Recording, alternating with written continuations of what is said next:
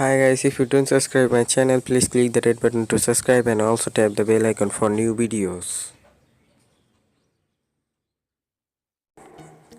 High বন্ধুরা, আজকে আপনাদের আমি দেখাতে চলেছি কিভাবে আপনি স্ন্যাপসিডে আরো হাই কোয়ালিটি এবং হাই রেজুলেশনের ছবি সেভ করতে পারবেন। তো প্রথমে আমরা স্ন্যাপসিডে চলে যাই।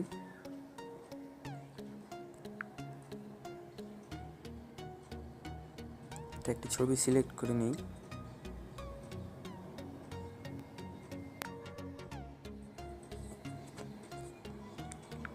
তো এটার মধ্যে কিছু এডিট যোগ করে নিই, জাস্ট দেখানোর জন্য কিছু এডিট যোগ করে নিই।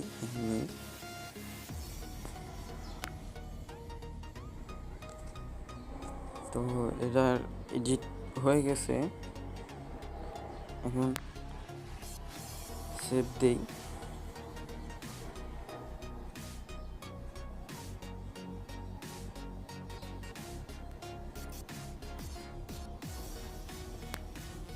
ছবিটা দেখে নেই যে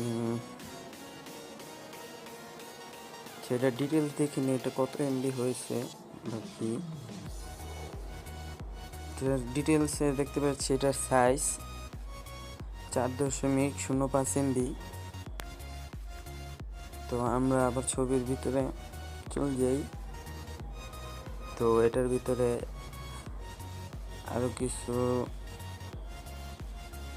এডিট যোগ করে তারপর দেখাই কিভাবে কি করব।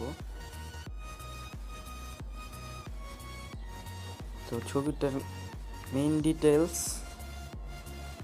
হলো 3.36 MB। তো সেটিংয়ে যাই আমরা। তো ইমেজ সাইজিংয়ে গিয়ে ডু নট রিসাইজ দেব, তারপর সেভে ক্লিক করে এক্সপোর্টে দেব। তো এক্সপোর্টে দিলাম, ছবি সেভ হচ্ছে।